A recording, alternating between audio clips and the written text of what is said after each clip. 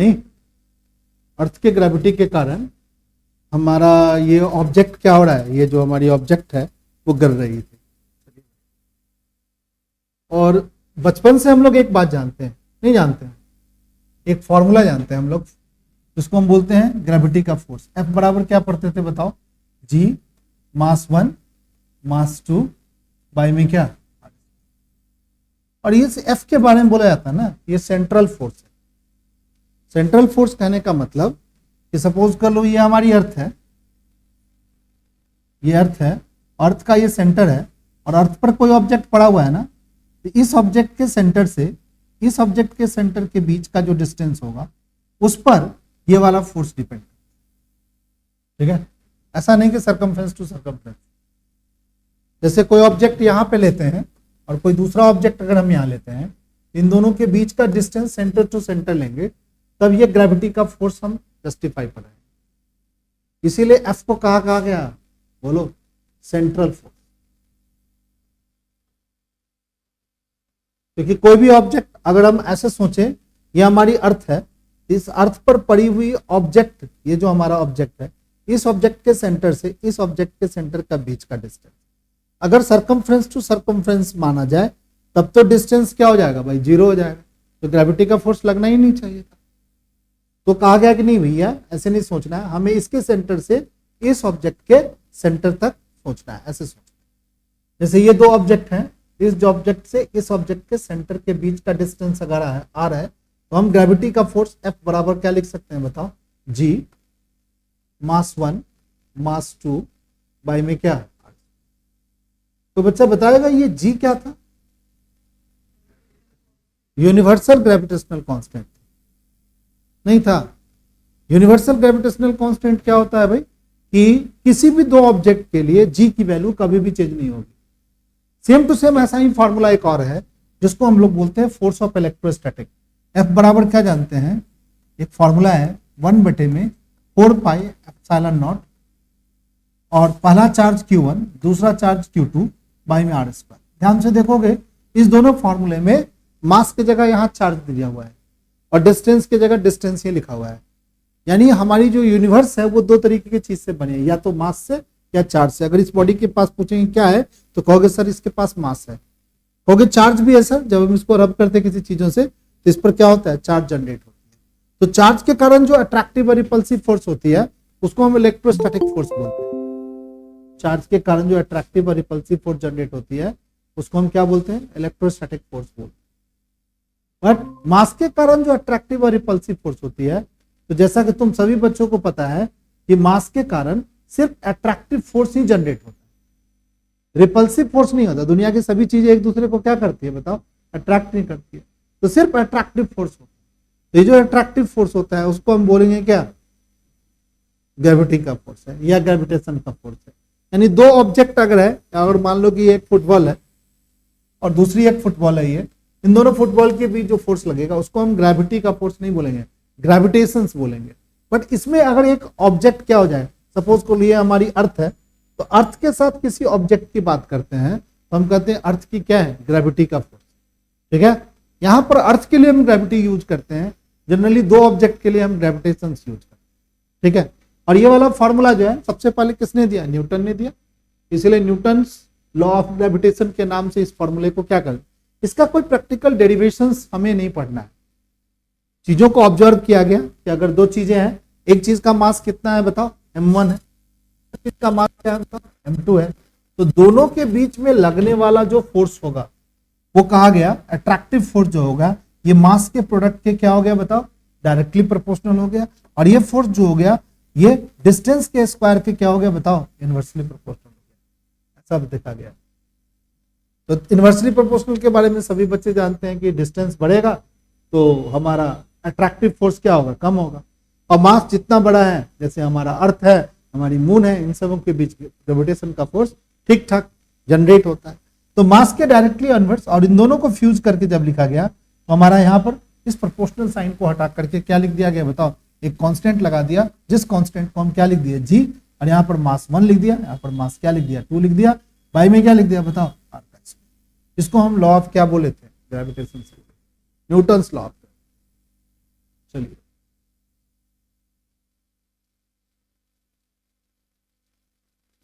थोड़ा सा हम लोग और देखते हैं स्लाइड में और क्या लिखा हुआ है। यहां पर कुछ और चीज बता रहा है, कोई बच्चा एक्सप्लेन करेगा क्या बताना चाह रहा है। अर्थ पे रेन फॉल कर रहा है, क्या कारण हो सकता है? क्यों अर्थ पे रेन फॉल कर रहा है? भाई रेन तो बहुत ऊपर था, तो कोई दूसरा प्लेनेट भी क्या करता है, इसको खींच लेता। अगर कोई आदमी पूछेगा कि रेन पर, ये जो रेन गिर रहा है अर्थ पे, ये क्यों गिर रहा है? ग्रेविटी के कारण। ये रेन के जो ड्रॉपलेट्स है, वाटर ड्रॉपलेट्स हैं, ये पानी की जो बूंदे हैं, ये बूंदों के पास कुछ ना कुछ तो मास होगा, तो वो अर्थ के ग्रेविटी के कारण क्या हो रही है बताओ, नीचे आ रही है। हम खड़े क्यों हैं? अर्थ के ग्रेविटी के कारण, ठीक है ना, नहीं तो हम चल ही नहीं पाएंगे अर्थ। तो बहुत सारा चीजें जो हमारी अर्थ की ग्रेविटी क्या करती है, हमें जस्टिफाई करती है। चलिए, we observe that all things in this earth atmosphere are attract toward the centre of क्या, अर्थ। अब एक बात यहां पर बता रहा है, क्या बताया इसको देखो। कहा है कि दुनिया में जितनी भी चीजें हैं ना जो अर्थ के इर्द गिर्द है, जैसे अगर हम मानते हैं कि यह हमारा अर्थ है, इस अर्थ से सभी चीजें क्या होती है, अट्रैक्ट होती है, बट अर्थ क्या करता है, सभी चीजों को सेंटर की ओर खींचता है। किधर की ओर खींचेगा?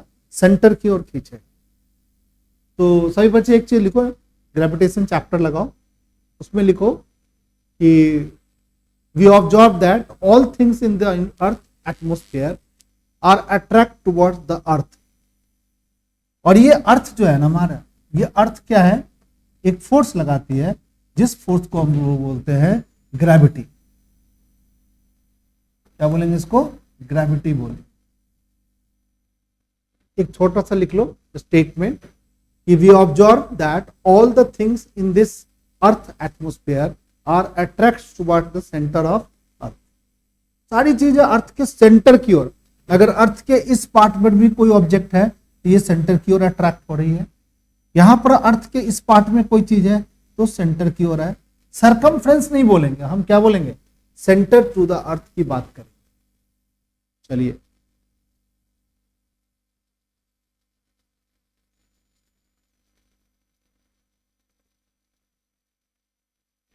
ठीक है, लिख लिया सब बच्चा। और ये अट्रैक्टिव फोर्स जो है ना, इसका फॉर्मूला सभी बच्चे लिख लो, F बराबर लिख लो G मास 1 मास 2 बाई में क्या हो गया, R स्क्वायर। ऐसे लिख लो फोर्स का।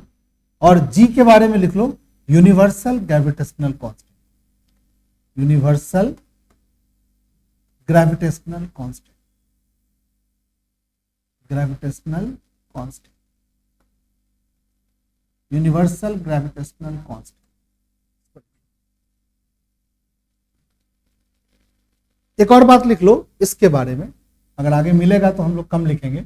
F, ये जो फोर्स है ये सेंट्रल फोर्स है, सेंट्रल फोर्स,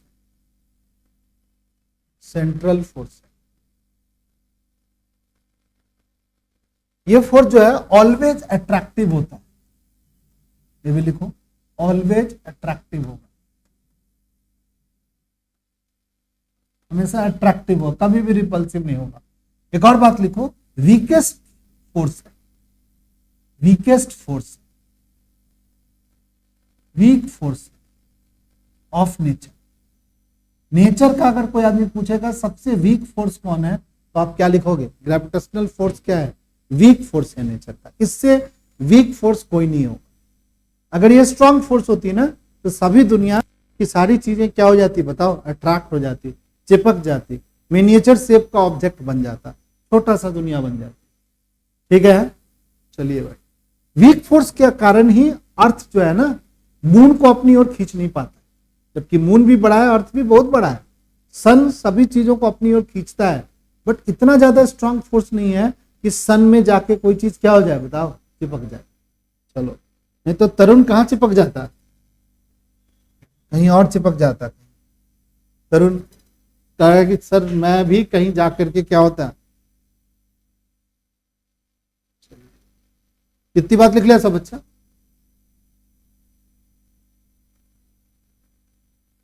इतनी बात समझ गया। ब्लॉक क्यों, एक मिनट स्टूडेंट्स, इसको मैं क्विट करता हूं, थोड़ी देर के देखता हूं इसको चला के। क्या प्रॉब्लम हो रहा है। चलिए ये बात समझ गए सही बच्चे। अब एक बात और है, एक चीज है कि why what make these things to get attract toward the centre of earth always. अब क्या चीज है अर्थ के पास जो हमेशा ये सेंटर की ओर खींचता है। तो कहा गया,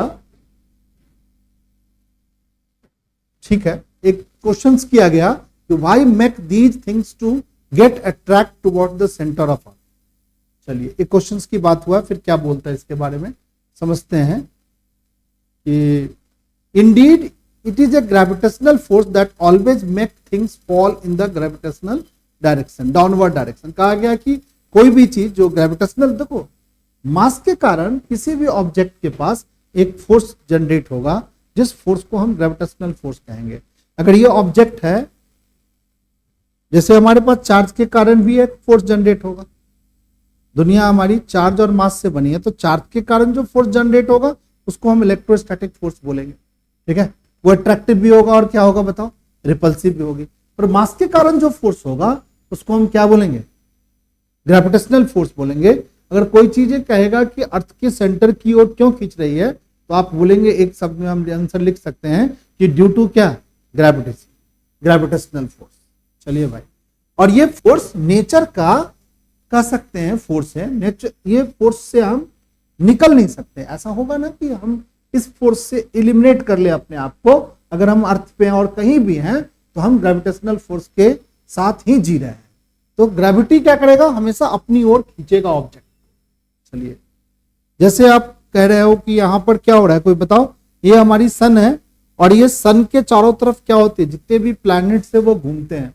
अगर अर्थ के चारों तरफ, सन के चारों तरफ हमारे प्लैनेट्स घूमते हैं, तो अगर कहेगा क्या कारण है, तो हमारा सन क्या करता है, हमारी जो सन है ये बीच में यहां पे सन है, तो सन के अट्रैक्शन, सन बड़ा कि हमारा अर्थ बड़ा, सन बड़ा कि अर्थ बड़ा, सन बड़ा। तो सन के ग्रेविटी में हमारा अर्थ क्या करता है, घूमता है। तो सन की ग्रेविटी में ये अर्थ ऐसे घूमता है, और एक फोर्स इधर की ओर भी सन के, हमारे अर्थ प्लैनेट्स के जाने की टेंडेंसी इधर की ओर होती है, और ये हमारी ग्रेविटी का फोर्स है। देखो अगर हम चीजों को एक्सप्लोर करें, तो जैसे हमने एक पत्थर के टुकड़े को क्या किया था, किसी चीज से बांध करके ऐसे घुमाने की कोशिश किया था, तो बताओ टेंशन का फोर्स किधर लगता था, अंदर की ओर लगता था, और एक हमारी वेलोसिटी इधर जाने की टेंडेंसी होती थी ऑब्जेक्ट की। अगर फोर्स और वेलोसिटी अगर एक दूसरे पर परपेंडिकुलर हो, तो ऑब्जेक्ट हमेशा क्या घूमेगा, सर्कुलर पाथ पे घूमेगा, ऐसा माना जाता है। ये बहुत जगह इस कॉन्सेप्ट को हम लगा सकते हैं। तो हमारे पास यहां पर अब किसको मान लिया बताओ, सन को मान लिया, और ये हमारी क्या हो गई बताओ, प्लैनेट्स हो गया, कोई भी प्लैनेट्स हो गया। ऐसे सन हमारे इलिप्टिकल ऑर्बिट में घूमता है, बट इलिप्टिकल ऑर्बिट को हमने यहाँ पर स्फेरिकल शेप मान लिया है। और अगर हमारा सन ऐसे घूम रहा है, इसका मतलब है, सॉरी हमारी प्लैनेट घूम रही है, तो जरूर कोई ना कोई अट्रैक्टिव फोर्स अंदर की ओर क्या हो रहा है, लग रहा है। थोड़ा सा और हम लोग देखते हैं क्या पढ़ा रहा है। कह रहा है कि what are the fundamental force in nature. चलिए भाई ठीक है, तो ग्रेविटेशन को हम फंडामेंटल फोर्स मान सकते हैं, ठीक है। एक ग्रेविटेशनल फोर्स क्या है, फंडामेंटल फोर्स है। चलिए दूसरा क्या होगा भाई, चार्ज के कारण एक न्यूक्लियर फोर्स माना गया, और एक वीक न्यूक्लियर फोर्स माना गया, और एक क्या होगा, इलेक्ट्रोमैग्नेटिक फोर्स माना गया।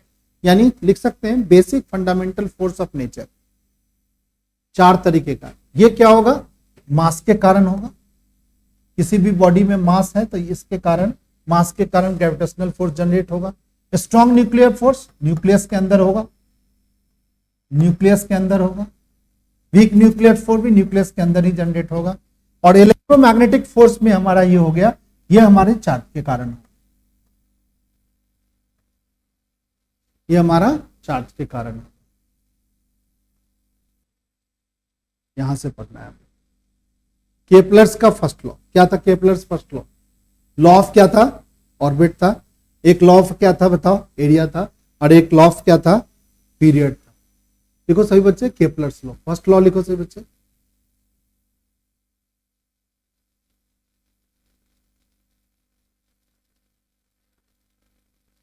बताओ ये किसका शेप, ये कैसा शेप है, इलिप्स का। केपलर्स लॉ लिख लो।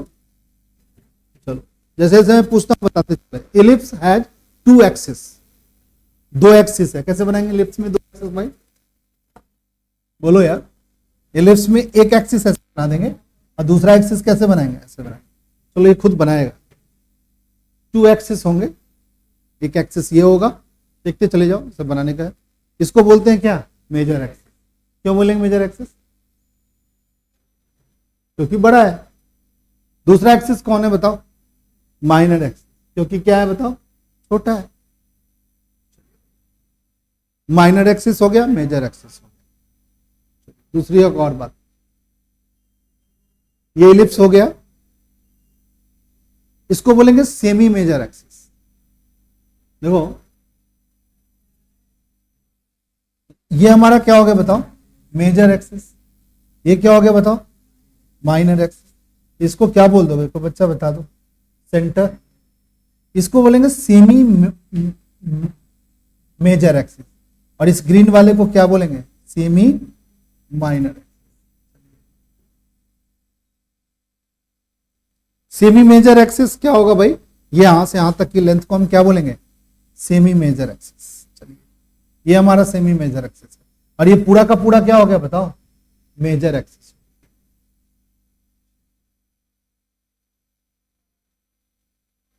समझ गया, ये क्या बनाया मेजर एक्सिस, ये क्या बनाया बताओ, माइनर एक्सिस। बोलते चलो सही बच्चे। कहा गया कि दो फोकाई होता है इसके पास। फोकाई क्या होगा भाई, फोकस। ये दो फोकस होता है, ये दो क्या होगा, फोकस। मैथ में पढ़ेंगे पूरी डिटेल में हम लोग। तो ये क्या हो गया, माइनर एक्सिस। ये क्या हो गया बताओ, मेजर एक्सिस। और ये सेंटर हो गया, इसको मेजर एक्सिस और इसको मेजर एक्सिस, इसको माइनर, और ये दो फोकस। चलो भाई और क्या बता रहा, फोकस 1 फोकस 2। चलिए ठीक है, रिप्रेजेंट कर दिया भाई। चलिए अब कहा गया कि हमारा जो पहला लॉ किया ना, कि हमारा ये क्या है बताओ, अर्थ है, और ये क्या है बताओ, सन है। सन के चारों तरफ जो अर्थ घूम रहा है वो इलिप्टिकल पाथ पे घूमेगा। किसने बताया, केपलर्स ने बताया।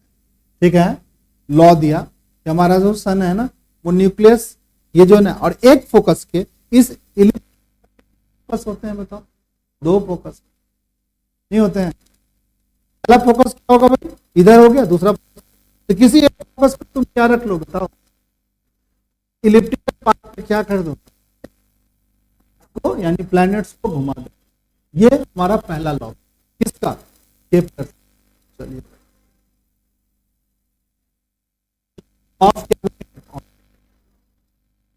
ऑफ ऑर्बिट जो बच्चा नहीं लिखे हैं, each and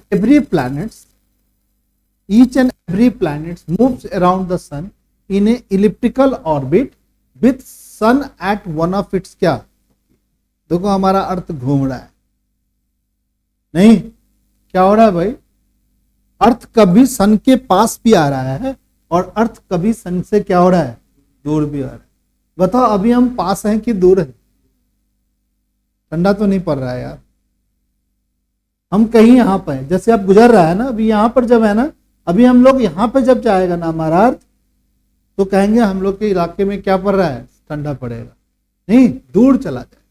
जब पास था अभी हम लोग खूब गर्मी झेले हैं, जब पास में था तो सन के पास जब आया, इसीलिए अगर ये गोल गोल पाथ पे चलता तो ये मौसम का जो बदलाव हो रहा है वो नहीं होता, हमारे नेचर नहीं ना होता। ये हमारा मौसम, इसके घूमने के कारण ही कभी हमारे पास क्या होती है, ठंड पड़ती है, और कभी क्या होती है, गर्मी लगती है। पास में जा रहे हो तो उस सेंटर को, तो इस तरीके से हमारे प्लैनेट्स क्या होते हैं बताओ, घूम रहे हैं अर्थ के। ये सारे प्लैनेट्स घूमते हैं। बचपन में आप लोग मॉडल भी बनाए होंगे। ये सबसे पहले किसने बताया, बहुत सारे साइंटिस्ट के, परंतु बताया सबसे पहले केपलर्स, इसने लॉ वगैरह बताया। चलिए भाई दूसरा एक और था, सही बच्चों को पता है। अब ये कौन है बताओ, माइनर एक्सिस। ये क्या है, मेजर, बताने की जरूरत नहीं है। ये क्या हो गया, सन। अब ये हो गया हमारा क्या, चलो अब एक चीज हो गया, इसको सन से अर्थ को ज्वाइन करने वाला लाइन हो गया। ठीक है, चलिए भाई अब बताओ, इसको रेडियस बोला गया, ये फोकस F1 बोला गया, ये फोकस हमारा F2 है, ठीक है। F1 F2 distance from earth from centre of the sun, क्या बोला, distance of earth from centre of the sun. ये जो डिस्टेंस है ना, ये जो आर डिस्टेंस है, यहां से सेंटर से लेकर यहां तक का डिस्टेंस है ये आर, इसके सेंटर से इसके सेंटर के बीच का डिस्टेंस आर है। चलिए ये सब आप समझ गए हो। ओए को क्या बोलोगे बताओ कोई बच्चा, सेमी मेजर है। ओसी को क्या बोलोगे, ठीक, ठीक है, ये तो लड़का को हमने एक पिछली क्लास में बताया था। ये जो पॉइंट है ना, पी पॉइंट, इसको पेरीहेलियन बोलते हैं, एग्जाम में पूछता है पेरीहेलियन, और एक होगा एपीहेलियन। एस मान लो कि ये सन है, तो सन के पास वाला जो पॉइंट होता है ना, उसको बोलते हैं पेरीहेलियन। और पी राइज, पिरिग्री बोला गया, मींस दोनों नाम एक ही हैं। इस जो सन, देखो ये दूर वाला पॉइंट है और ये क्या है, यह मान लो कि यहां पर फोकस अगर मानते, और यहां पर अगर हमारा सन होता, यहां पर अगर हमारा सन होता, तो ये वाला पॉइंट को क्या बोलते हैं, पेरीहेलियन।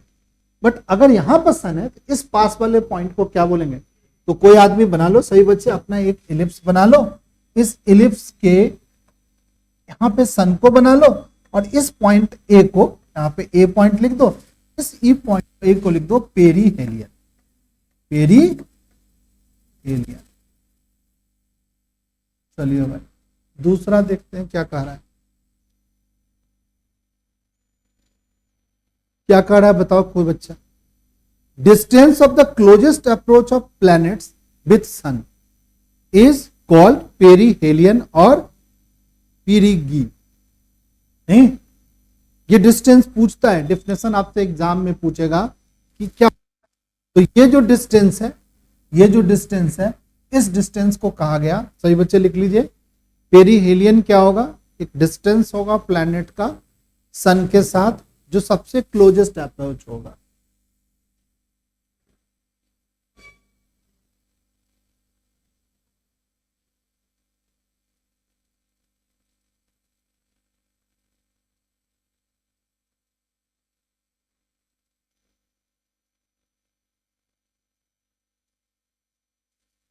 जो सिलेबस में बहुत सारी और चीजें भी बताई हुई है, एनसीईआरटी बुक का जो सिलेबस में है ना, उतना ही हम लोग पहले करेंगे, फिर ज्यादा भी करेंगे जब खत्म होगा सिलेबस। तो बहुत सारी बातें इसमें बताया गया है।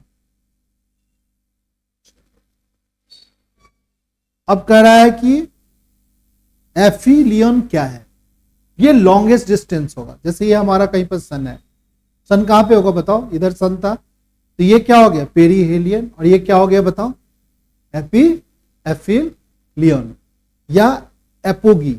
मींस क्या हो गया भाई, कि इसके बारे में आप कह सकते हो कि सन से ग्रेटेस्ट डिस्टेंस होगा किसका, प्लैनेट का, इज कॉल्ड एपिलियन और एपोगी। ये दो पॉइंट याद रखना है सही बच्चों को, कि एपिलियन क्या होता है और पेरीहेलियन क्या होता है। यहां पेरीहेलियन को हमने पी से रिप्रेजेंट किया था, और एपिलियन को हमने क्या लिखा था, ए से। ये पॉइंट को हम पी लिखे थे, और इस पॉइंट को हम क्या लिखे थे, ये सन से लार्ज डिस्टेंस की पॉइंट है, और ये क्या है बताओ, स्मॉल डिस्टेंस का। ये दो पॉइंट होगा, हर एक प्लेनेट के लिए होगा, सन के लिए भी होगा, सन कहते हैं अर्थ के लिए भी होगा, और भी सन के लिए भी, और भी प्लेनेट के लिए। इस तरीके से हम सोच सकते हैं। चलिए लिख लिया ये बात, ये डिस्टेंस वाला लिख लिया सब बच्चा। चलिए अब कुछ क्वेश्चन से करते हैं।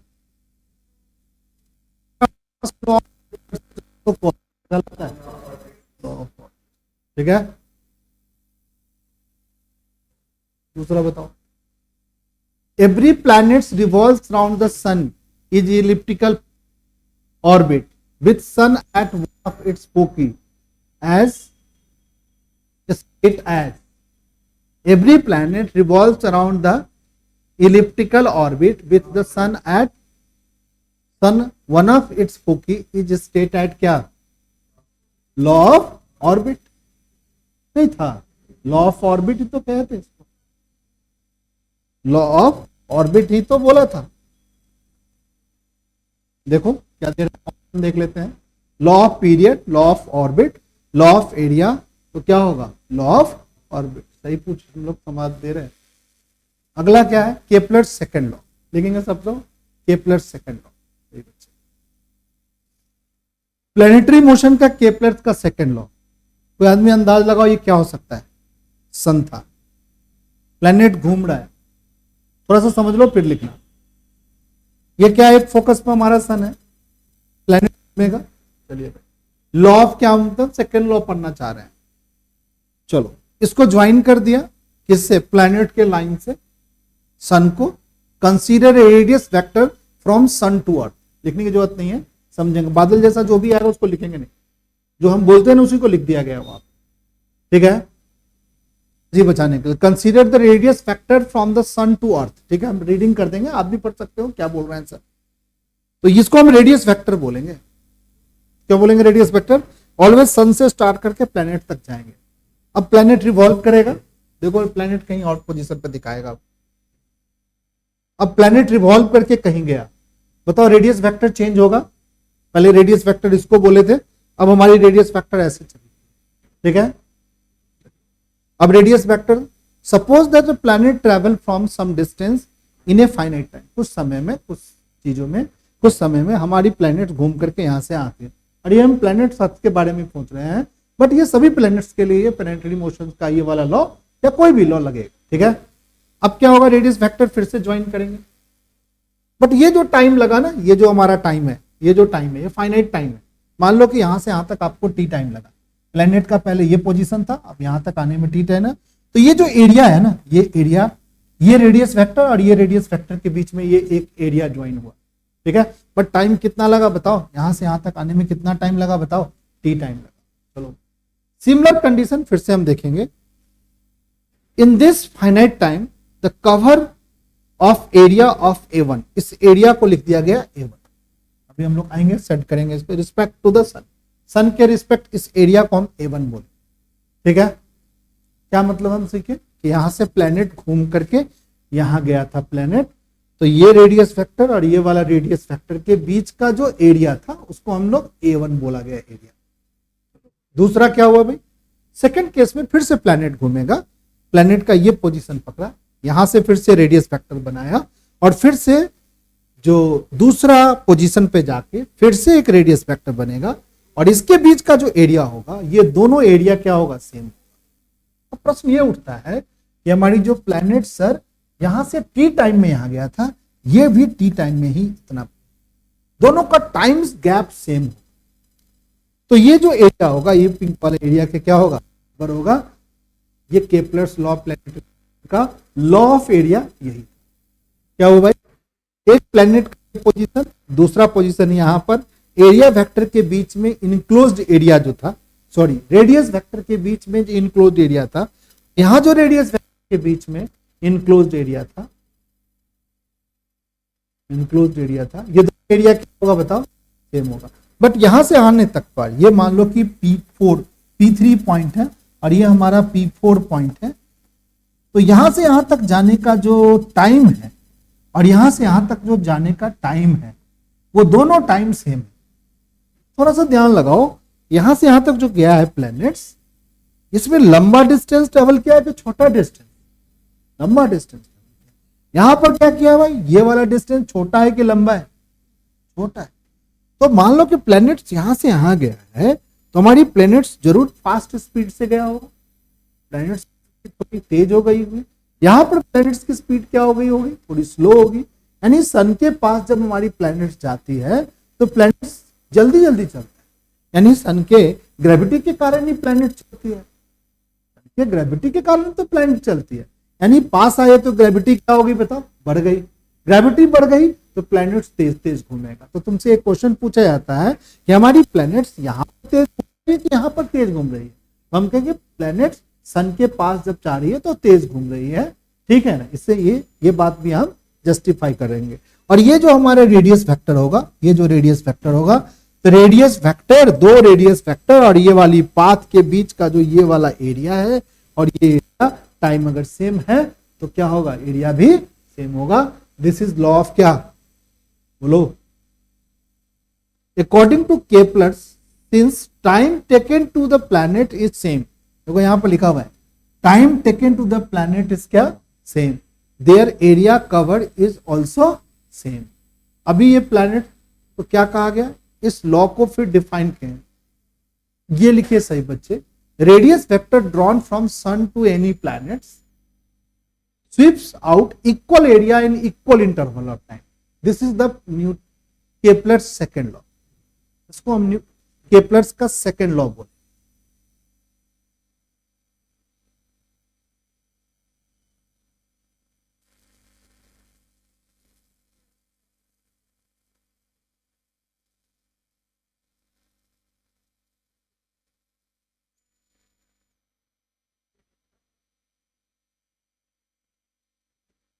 तो दो लॉ हम लोगों ने पढ़ लिया।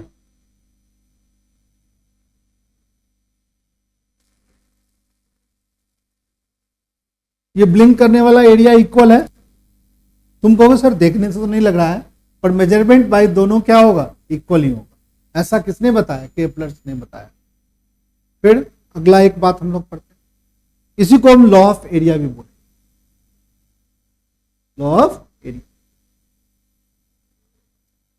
यहां पर एक बात और लिखेगा सही बच्चे, इसके नीचे लिखो areal velocity, areal velocity.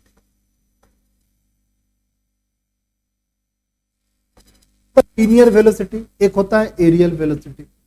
Linear velocity में क्या लिखते थे भाई, वेलोसिटी बराबर dx अपॉन में क्या लिखता था, बता बच्चा पार्टी, dt लिखते। ये क्या होता, डिस्टेंस होता था। एंगुलर वेलोसिटी में क्या लिखते थे भाई, d थीटा बाई में dt लिखते थे। नहीं तो एरियल वेलोसिटी कैसे लिखोगे, d एरिया बाई में क्या हो गया, डी एरिया बाय में dt।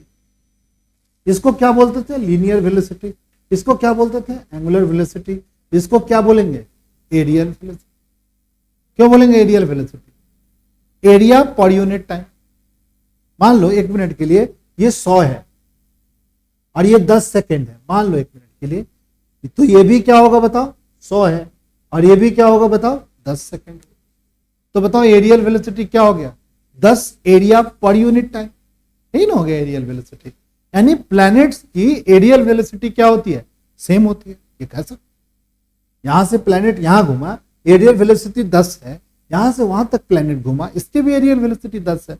यानी केपलर्स लॉ का जो सेकंड लॉ है, जिसको हम लॉ ऑफ एरिया बोलते हैं, उसमें हम ये और बात भी समझ सकते हैं कि हमारी जितने भी प्लैनेट्स हैं उसकी एरियल वेलोसिटी क्या होती है भाई, कांस्टेंट होती है। चलिए भाई आते हैं फिर नेक्स्ट, पढ़ो एक बच्चा। The law of area can be understood as consequence of law of conservation of angular moment. ठीक है, कहा गया कि law of area can be understood as a consequence of law of conservation of angular momentum. एक star sign लगा के ये बात लिखो कि law of area can be understood as a consequence of conservation of angular momentum. क्या था angular momentum का फॉर्मूला, क्या था एंगुलर मोमेंटम का, किसे लिखते थे एंगुलर मोमेंटम, एल लिखते नहीं, और एल बराबर लिखते थे आर मल्टीप्लाई में एम भी, यानी आर मल्टीप्लाई में पी, इसे लिखते थे। एंगुलर मोमेंटम का दूसरा भी नाम था moment of momentum, angular momentum. एक और फॉर्मूला था मोमेंटम, मोमेंटम का क्या फॉर्मूला था, कोई बच्चा बताएगा, बेसिक मोमेंटम का मास इनटू क्या लिखते थे, वेलोसिटी। तो इसके अनुसार एंगुलर मोमेंटम को लिखेंगे moment of inertia into omega.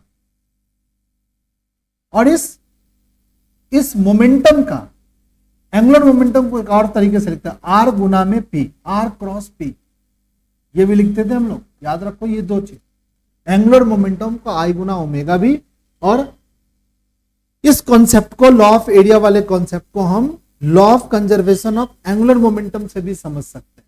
देखो कंजर्वेशन एंगुलर मोमेंटम में बॉडी को हम लोग यहां पर बताओ, अगर हम सन को एक बॉडी को दूसरा बॉडी माने तो कितने बॉडी का सिस्टम हो गया? दो बॉडी का सिस्टम हो गया। इस दोनों बॉडी ने एक दूसरे पर फोर्स लगाया, इस बॉडी ने इसको खींचा होगा, सन को ये भी खींचा होगा, तो इसको बोलेंगे इंटरनल फोर्स। क्या बोलेंगे? Internal force. हमारे शरीर, हम कहेंगे ये दो HCl, HCl कितने पार्टिकल्स का सिस्टम है बताओ?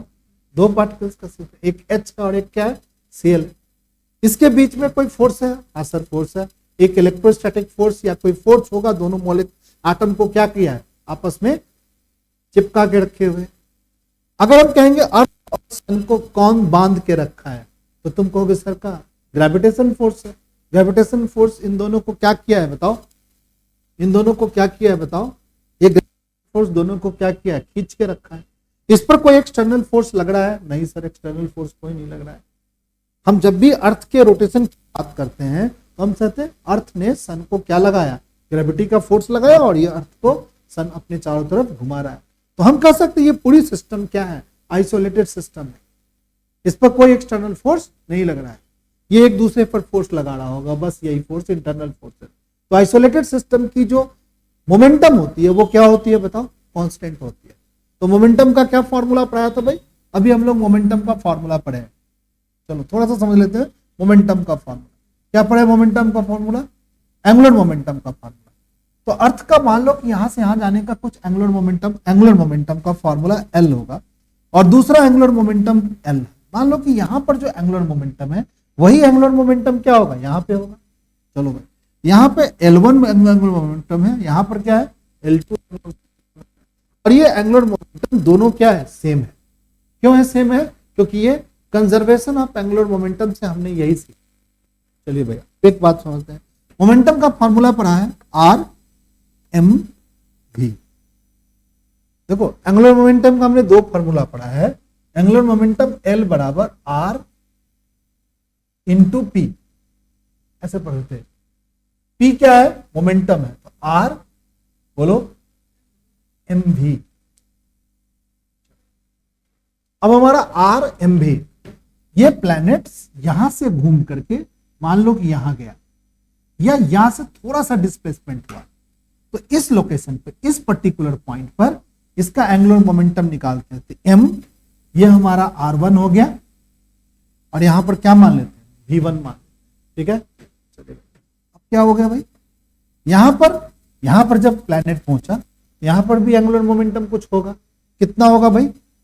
सर ये रेडियस सर आपका R2 हो गया, सर R2 mv2 इन्हें पढ़ा है। तुम कहोगे सर ये आइसोलेटेड सिस्टम है, और क्या कर रहा है? एक बॉडी दूसरे बॉडी, एक प्लैनेट दूसरे प्लैनेट क्या लगा रहा है? फोर्स लगा रहा है। ये आइसोलेटेड सिस्टम का एंगुलर मोमेंटम कांस्टेंट है। तो हमने इस पॉइंट पर एंगुलर मोमेंटम निकाला, तो क्या लिखा? ये R लिखा, इसका मास ले लिया, और इसकी क्या ले ली बताओ? वेलोसिटी ले ली। उसी तरीके इस पोजीशन पर हमने एंगुलर मोमेंटम निकाला, ये हमारा R2 ले लिया, यहां पर मास m हो गया, बॉडी का मास तो चेंज नहीं होगा, बट यहां पर वेलोसिटी क्या ले लिया बताओ? v2 ले। मास से मास को क्या कर सकते बताओ? कट कर सकते हैं? नहीं कर सकते हैं, तो क्या लिखोगे बताओ? R v1 बराबर R2 v2, नहीं ना पढ़ो? यानी v और r का प्रोडक्ट जो होगा, यानी हमारे प्लेनेट की वेलोसिटी और प्लेनेट का डिस्टेंस होगा, तो प्रोडक्ट हमेशा क्या रहेगा बताओ? कांस्टेंट रहेगा। नहीं ना कांस्टेंट रहेगा।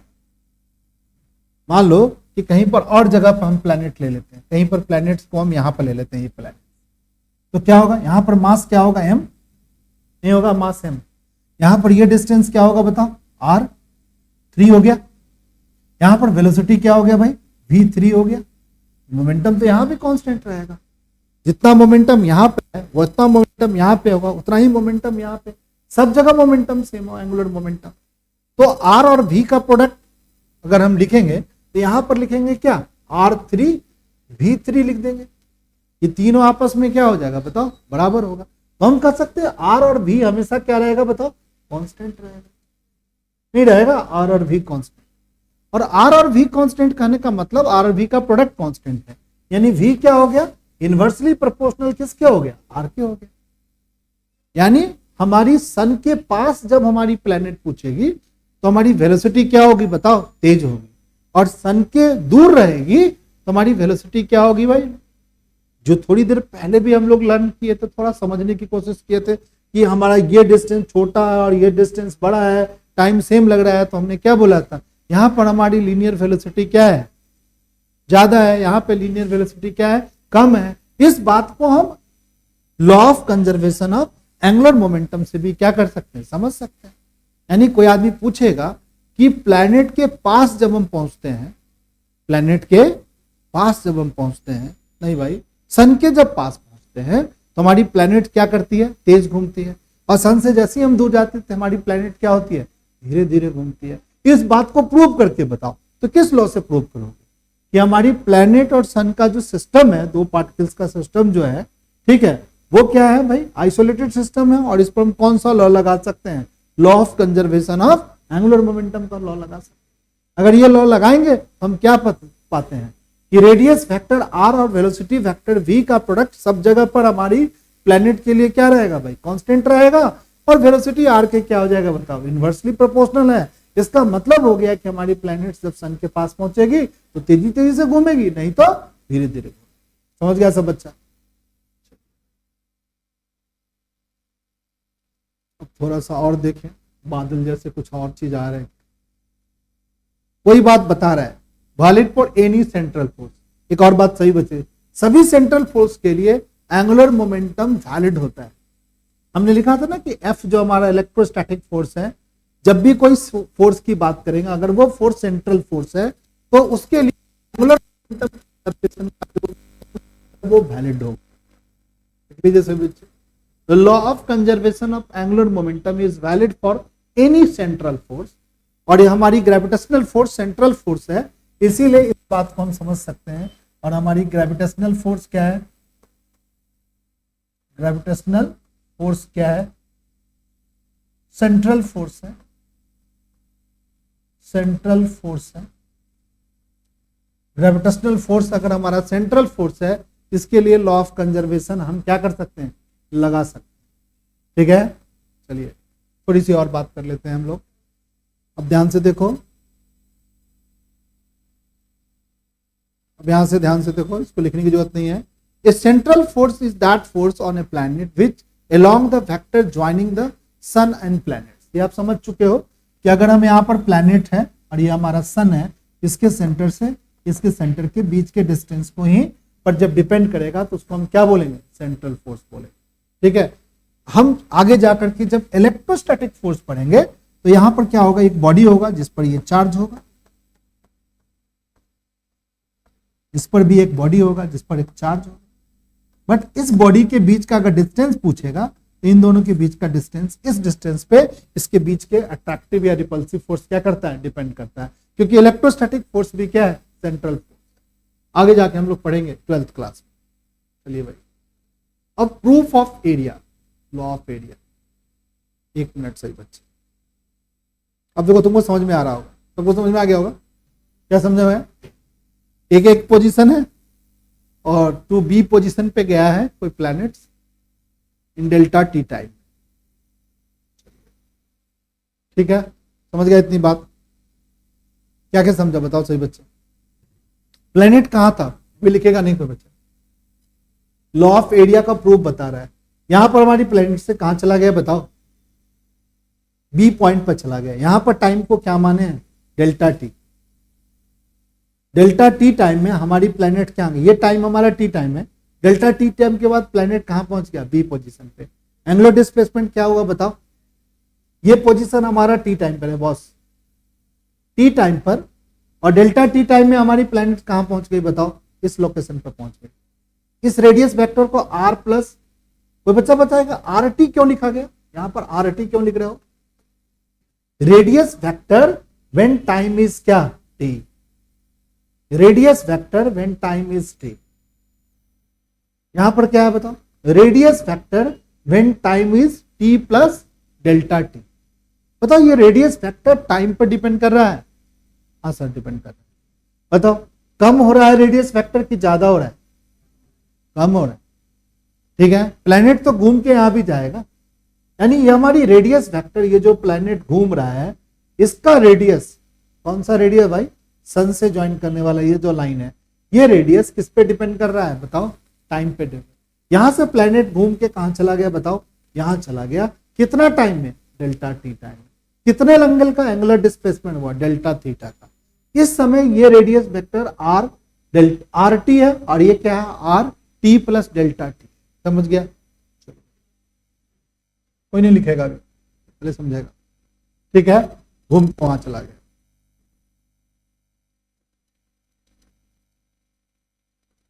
तो बच्चों को सारी बातें समझ में आ गई। ठीक है, कितने बच्चों को ये वाला लेंथ जो ग्रीन वाली लेंथ है वो आर डेल्टा थीटा होगा? ये बात समझ में आ गया। आर डेल्टा थीटा होगा, कहीं बैठ जाइए। आर डेल्टा थीटा होगा, ये बात कितने बच्चों को समझ में आ गया? देखो 11th में मैथ्स पढ़े थे, यहां पर हमने ऐसे बताया था। ये क्या था? थीटा। ये क्या था? Length of arc. ये क्या था? रेडियस।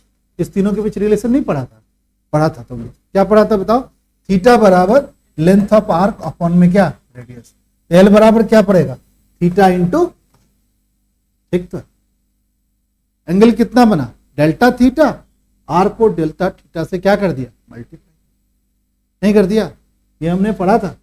ये हमारा यहां से ऐसे एक लाइन खींचा था, दूसरा लाइन ऐसे खींचा था, इसको बोले थे लेंथ ऑफ आर्क, इसको बोले थे थीटा, तो इसको रेडियस। तो हमने बोला था कि ये लेंथ ऑफ आर्क को अगर रेडियस से डिवाइड करोगे तो थीटा के बराबर आएगा। और थीटा यहाँ किस में नपेगा बताओ? रेडियन में नपेगा। ये थीटा हमारी रेडियन में नपेगा। ये वाला फॉर्मूला इसके लेगा। अगर हम डेल्टा थीटा लिखते हैं तो डेल्टा थीटा के लिए क्या लिखोगे बताओ? लेंथ ऑफ आर्क, ये वाला लेंथ ऑफ आर्क लिखेंगे एल, वाई में क्या लिखोगे? आर। तुम कहोगे सर यहाँ आर टी लिखे हुए, सर आप आर लिख रहे हो। ये टाइम पर्टिकुलर छोटे से टाइम के लिए हम आर लिख सकते हैं। तो एल बराबर क्या होगा बताओ? डेल्टा थीटा इंटू में क्या लिख सकते हो? आर। वहां लिख दिया डेल्टा थीटा। और तुम अगर आर टी भी यहां लिख देते तो कोई बहस, कोई गलती ना लिख दियो, गलत नहीं लिखे हो, ठीक ही लिखे। चलिए भाई फिर हम थोड़ा समझ हल करता हूं।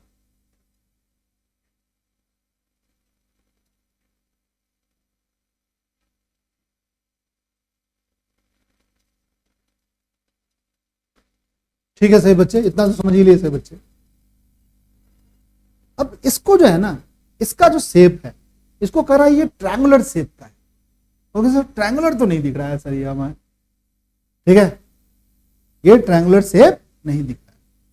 बट जब ये टाइम डेल्टा टी टाइम बहुत छोटा होगा तो ये लाइन जो तुम्हें कर्व दिख रही है ये कर्व नहीं होगा, क्या होगा बताओ?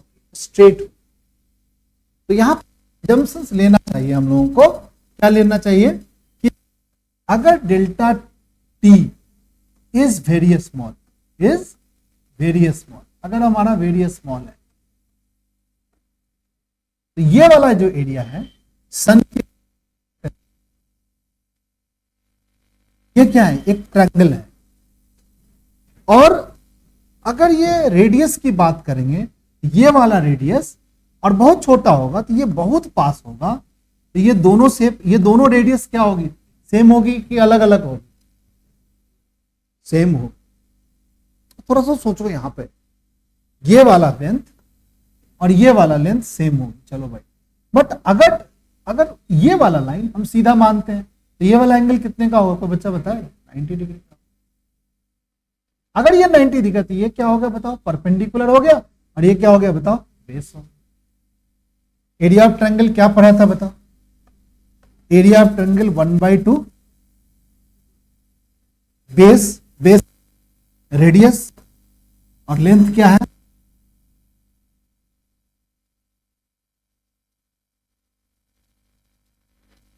ठीक है ना? तो पूरा फॉर्मूला क्या लिख दिया बताओ? 1/2 आर स्क्वायर इंटू क्या लिख दिया बताओ, डेल्टा।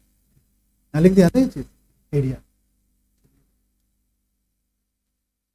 एक मिनट बॉस, थिंकिंग को हटा। अब क्या किया, कोई बच्चा मेरे को बता दो क्या कर दिया हम लोगों ने। दोनों तरफ हमने डेल्टा टी से क्या कर दिया, डिवाइड कर दिया। डेल्टा टी से डिवाइड किया तो क्या हुआ बताओ, इसको क्या बोल सकता है, कोई बच्चा बता दो मेरे को। अभी थोड़ी देर पहले मैंने बताया था, इसको हमने बोला था areal velocity.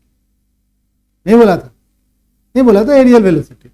Area per unit time 1/2 r square, इसको क्या बोलोगे, ओमेगा। नहीं बोलेंगे, इतना बात तो सही बच्चे समझ। ठीक है, डेल्टा थीटा को डेल्टा थीटा को ओमेगा लिख दिया, क्या हो गया 1/2 आर ओमेगा। यानी हमारा एरियल वेलोसिटी का फॉर्मूला क्या बन गया, 1/2 स्क्वायर ओमेगा।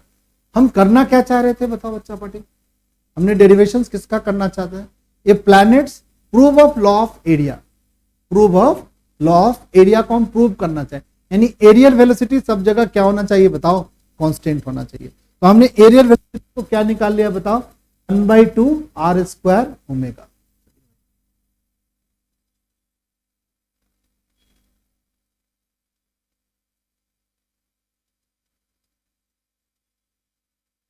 अब एक चीज बताओ, एंगुलर मोमेंटम तुमने क्या पढ़ा था, थोड़ा सा फिर चलते हैं नेक्स्ट क्लास में।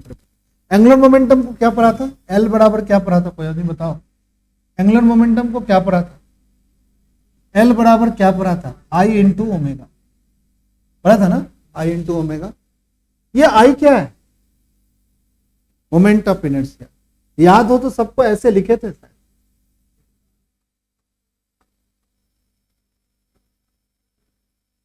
ऐसा लिखा था समझ। इसको कभी कभी एल को हम मोमेंट ऑफ इनर्शिया को क्या लिख सकते हैं, एम आर स्क्वायर, और इसको क्या लिखेंगे ओमेगा, जो यहां पर लिख दिया है मोमेंट ऑफ इनर्शिया को। और ओमेगा को क्या लिख सकते हैं बताओ, यहां से ओमेगा को क्या लिख सकते हैं, एल बटे में एम आर स्क्वायर। चलिए अभी हम लोग delta T by delta A इसको क्या लिखे थे, कोई बच्चा बताएगा।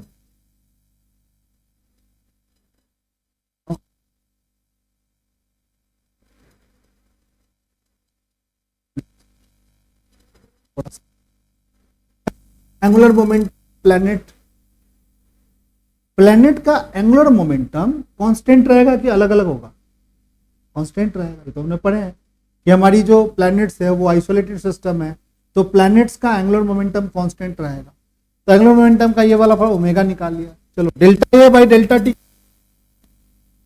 Delta A by delta T क्या लिखा था, delta A by delta T क्या लिखा था बताओ, 1/2